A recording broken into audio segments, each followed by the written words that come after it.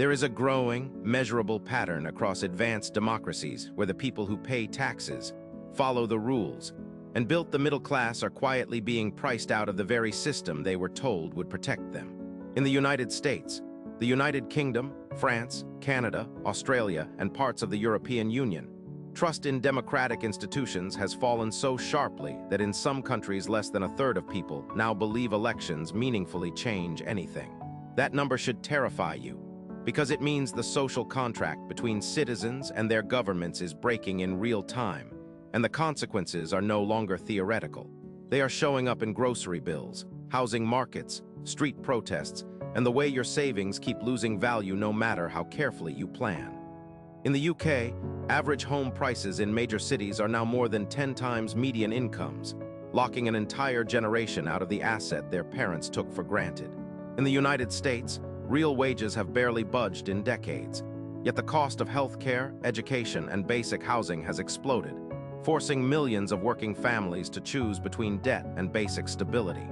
Meanwhile, in France, repeated pension reforms sparked mass protests because people realized the rules were being rewritten to protect financial markets more than the workers who fund them.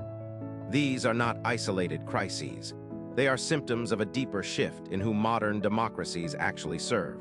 To understand why democracies are failing the people who built them, you have to follow the money and the incentives. Over the last 40 years, most advanced democracies adopted a specific economic playbook. Deregulate finance, privatize public services, lower corporate taxes, cut trade barriers, and rely on central banks to stabilize everything with cheap credit. On paper, this was sold as a way to boost growth, create jobs, and make everyone richer. In practice, it created a system where capital became hypermobile and labor did not. Corporations could move factories, profits, and even legal domiciles across borders in days, while workers were stuck in one place, paying taxes in the country where they happened to live. That imbalance is the core of the problem. Governments started competing for corporate investment by lowering taxes and loosening regulations, which meant the tax burden quietly shifted from capital onto ordinary people through income tax, consumption taxes, and inflation. At the same time, public services like transport, energy, and housing were sold off or outsourced, often to private investors whose mandate is profit, not public good. The result is that many people now pay more for worse services, while corporate profits and asset prices soar. This dynamic is not accidental.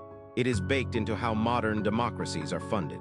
Elections are expensive, and in most countries, campaign finance laws allow wealthy individuals and corporations to donate huge sums, sponsor think tanks, and own media outlets.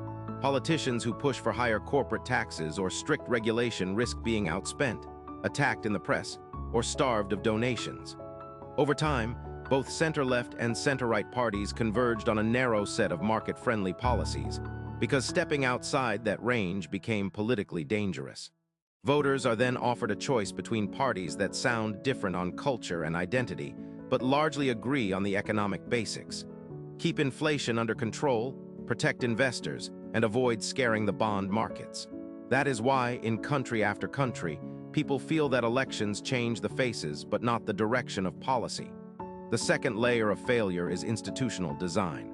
Most democracies were built in an era of slower communication, slower capital flows, and simpler financial systems.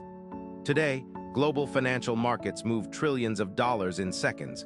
Multinational corporations can shift profits with a few clicks, and disinformation can spread faster than any regulator can respond. Yet the tools governments rely on, like annual budgets, parliamentary debates, and multi-year election cycles, are painfully slow. By the time a law is debated, passed, and enforced, the economy has already moved on. This mismatch gives a structural advantage to those who can act fast and globally, while citizens are stuck with institutions that react late and locally.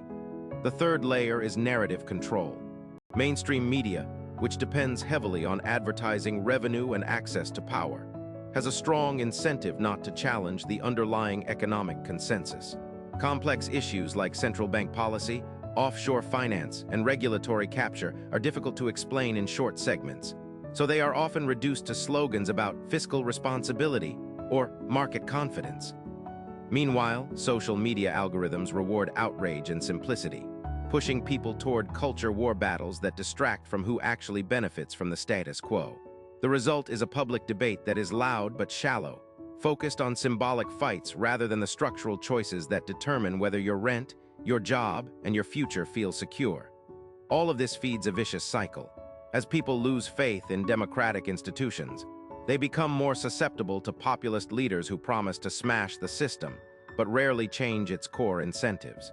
Some of these leaders attack the courts, the press, and independent regulators, weakening the very checks and balances that protect citizens from both state and corporate abuse.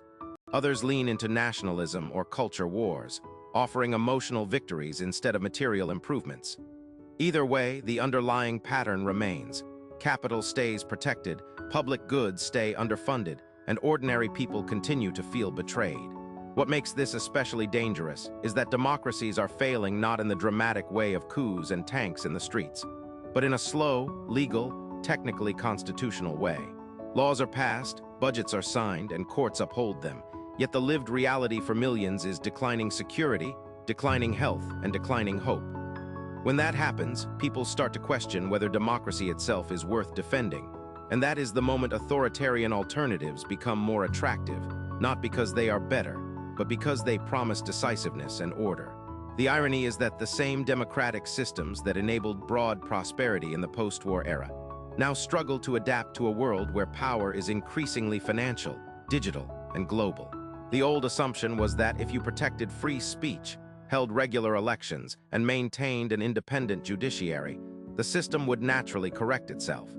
But those institutions were designed for a world where the main threat was an overreaching state, not an overreaching market. Today, the biggest risks to most people's well-being come from unaffordable housing, precarious work, and opaque financial systems that socialize losses and privatize gains.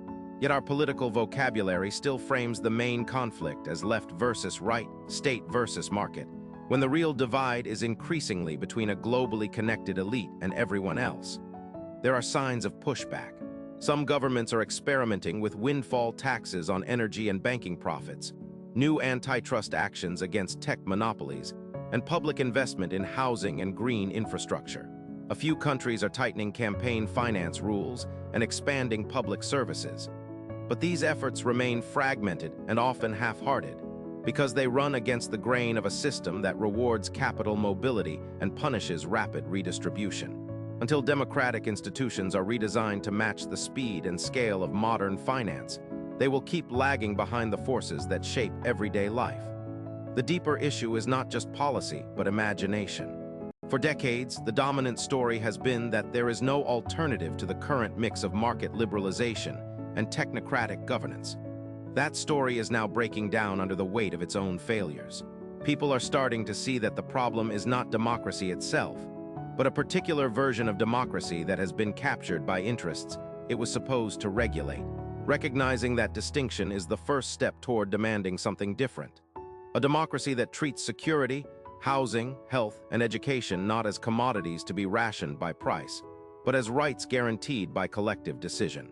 When you look past the slogans and the election drama, what is really happening is a renegotiation of who the economy is for. The old answer was that if you worked hard, played by the rules, and trusted the system, you would be fine. The new reality is that the rules themselves have been tilted, quietly and steadily, toward those who already own most of the assets.